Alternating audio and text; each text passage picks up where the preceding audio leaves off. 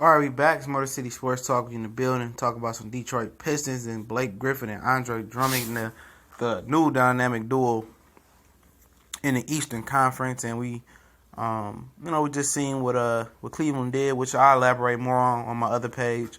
I'll leave a link in the description. Remember, if you want that NFL draft talk, it's coming real soon. Combine in March. And if you want, to see some NBA talk, some other sports talk, click that link. Don't let the name fool you. We do more than boxing, but sticking to this real Detroit trio stuff right here. Man, I always liked the trade for Blake Griffin. A lot of people look at Blake Griffin and they listen to what the writers in Detroit say. And one thing you got to know about Detroit sports writers and stuff of that nature, they really suck. This ain't New York, this ain't Cali, this ain't no major media. There's a lot of hating, writers out here who don't know shit about shit. Let's keep it real. Excuse my French for 1 minute.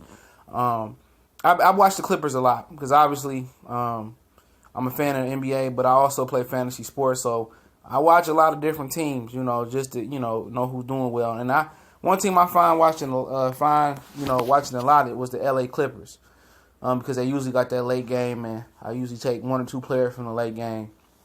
If anybody knows about FanDuel or DraftKings, whatever it may be.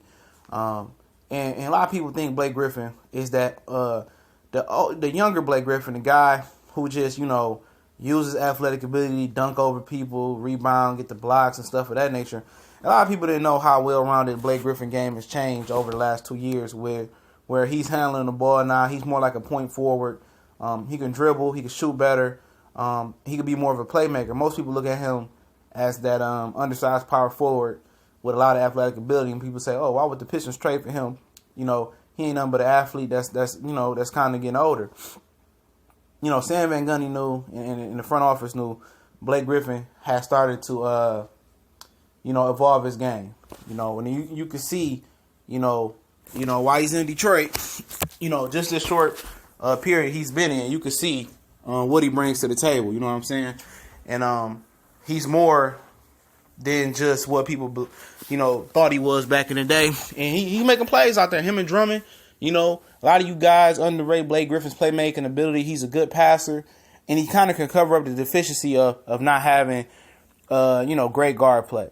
And, Drummond he's invigorated Drummond. Drummond has a true star who doesn't mind sharing the ball and making people better than Blake Griffin, which a lot of you guys, a lot of writers in Detroit didn't know he can do because they didn't watch him, of late. They just, I watched him, 3 years ago. He's the same player. Yeah, Wojo, he's the same player. No, he's definitely a player that's evolved his game and getting better. And he been stopped dunking on every play and doing stuff like that. So he evolved his game to survive in the NBA. And that's part of what the Clippers truly believed in him and paid him. But for Drummond, this is a good thing to happen. It give him life, it give him another star, get somebody he can count on, a guy that can kind of shoot it good enough, a guy that's getting better. And for the 24-year-old Drummond, it's energized him. It gave him hope. It gave him some hope in the organization. Now, they brought in Jameer Nelson today, and they brought in, James Ennis. Ennis is a good athlete, but he's inconsistent. And the Pistons have to find a point guard. I like Luke Kennard as the 2, but they got to find a guard. They got to find a true point guard, and I don't think Reggie Jackson is that answer. You know what I'm saying? But, it was starting to click for Reggie Jackson this year, but they're going to have to buy him out or do something, and bring somebody else in, you know what I'm saying? Because it ain't working, and they got to continue to find pieces to build around Blake and Drummond. I see Stanley Johnson playing well.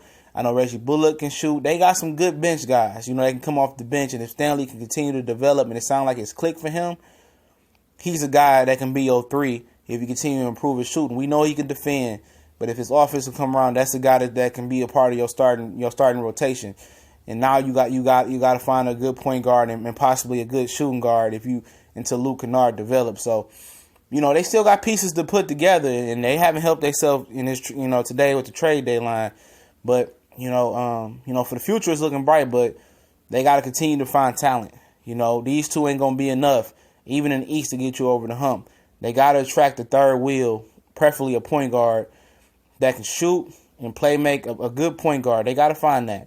And, that's going to be the challenge of finding a good 2 guard and just finding depth behind them. But I'm not least surprised the way Drummond and Blake is playing with each other. I believe Drummond will be a better DeAndre Jordan. He's a better rebounder. He's a better scorer. He's just not the defender DeAndre Jordan is yet, but he's only 24 years old, and hopefully he can develop into a better defender. But they got to raise the talent level. I don't think they're gonna make any more moves before the deadline, in my opinion. But I like what I'm seeing, and I like the Blake trade. And this could be an Iverson thing where they start off hot and taper off. Could be, but let's give it a chance, and let's enjoy the 5-game winning streak, and let's continue to uplift and go see those Pistons down at that beautiful Little Caesars Arena they got going down there. But let me know what y'all think about this Blake Griffin and Andre Drummond combo. We gone.